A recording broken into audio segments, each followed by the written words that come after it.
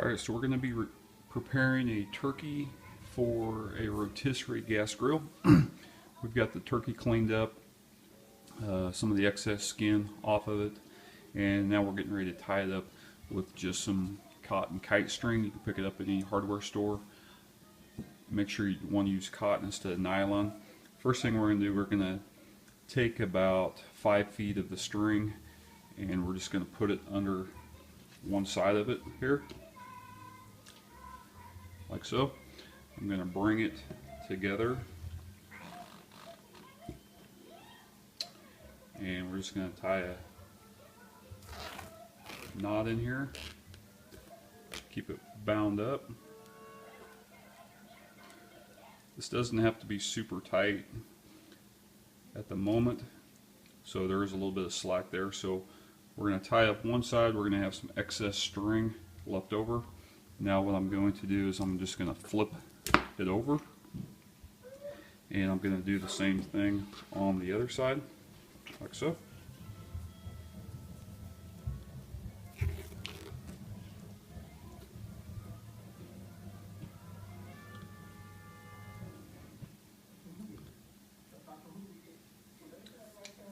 Excess string left over.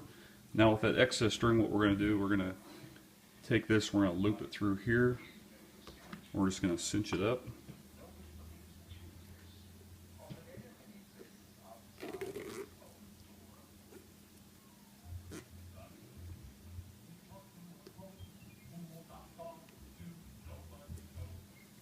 Like so.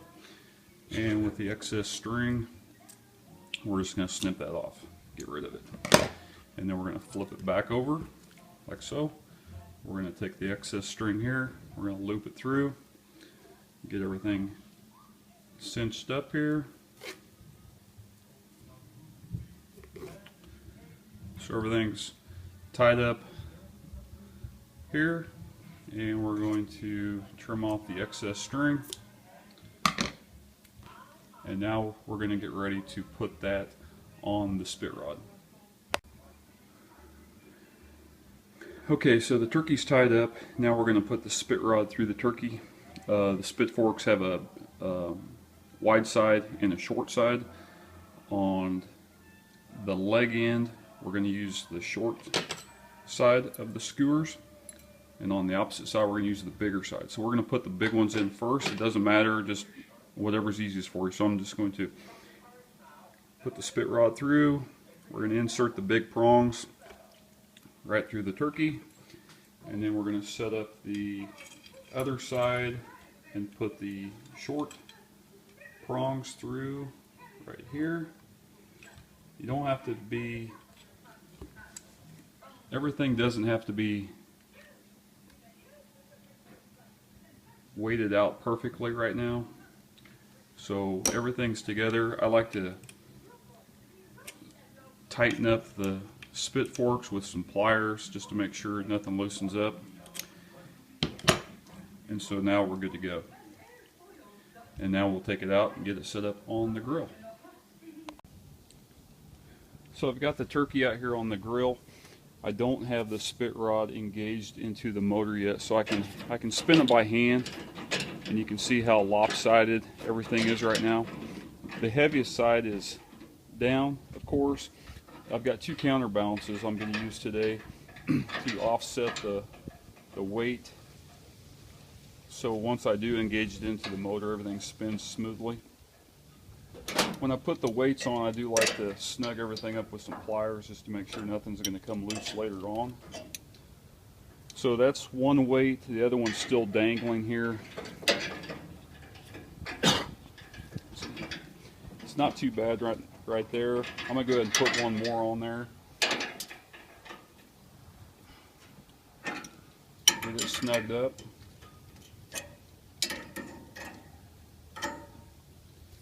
And now when I spin it, everything looks pretty good right there. Might be hard to tell.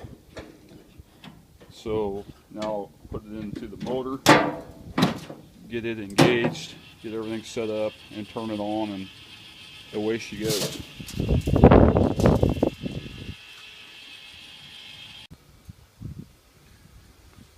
So the turkey's balanced, everything's ready to go.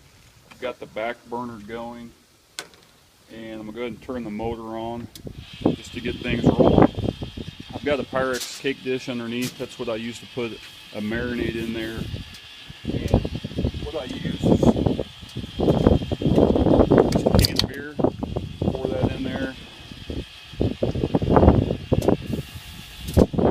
Big cup of water, pour that in there.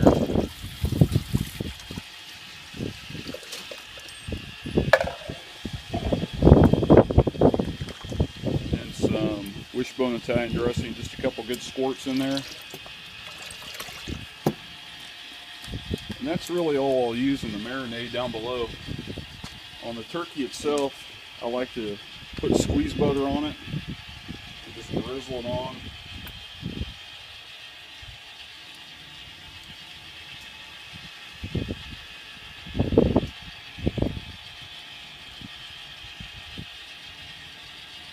It's going to help flavor everything.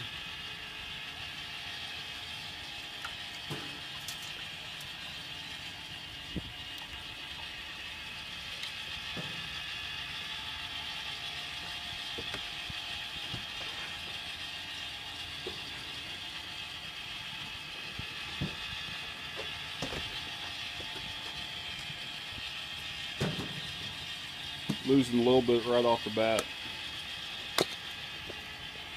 Just going to season up with some Lowry's seasoning salt.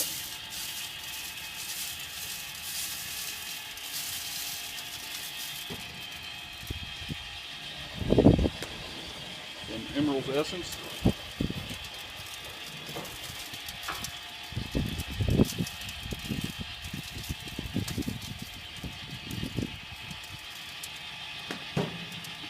And some garlic salt here.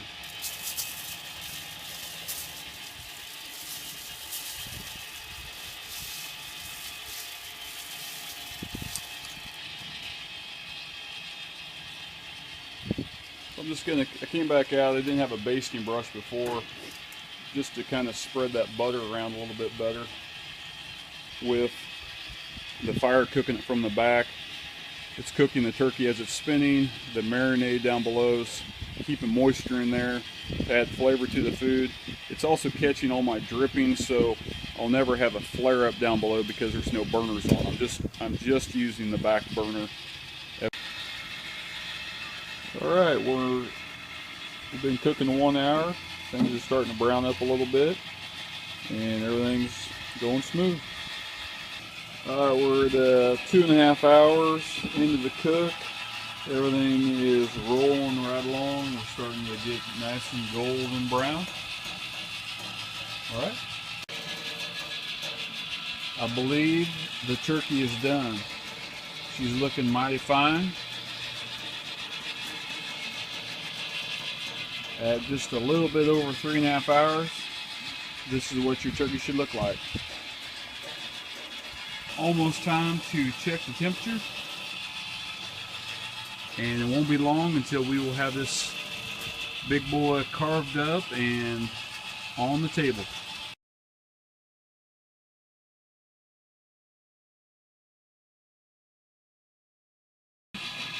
We're gonna take a look here at the turkey. Looking really good.